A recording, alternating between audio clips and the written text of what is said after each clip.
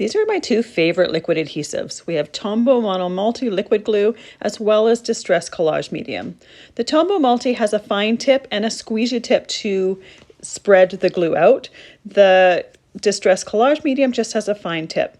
Typically when I'm applying liquid glues, I put a little amount around the edges, maybe a squiggle in the center. I put a large blob on the bottom part of each of them to have them seep out so that I can show you once they're dry what happens between the two of them.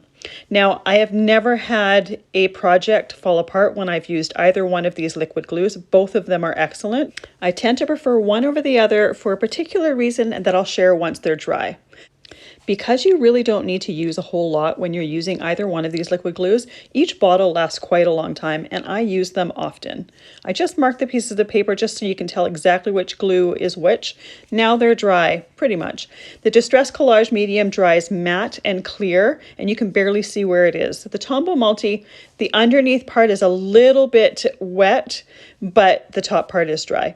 And you might have just seen why I prefer the Distress Collage Medium over the Tombo Multi. Tombo Multi, if some of it seeps out, it dries like a Post-it note. However, you can use that to your advantage. Because it dries like a Post-it note, if you like to create masks from stamped images and whatnot, Tombo Multi is a perfect choice to do that. You can stamp and cut out your image and then add a squiggle of the Tombo Multi to the back of it. And then once it's completely dried to clear, you can use it as a mask over top of your stamped images. These are both fantastic adhesives. They can be used in slightly different ways and are both a good choice for your projects.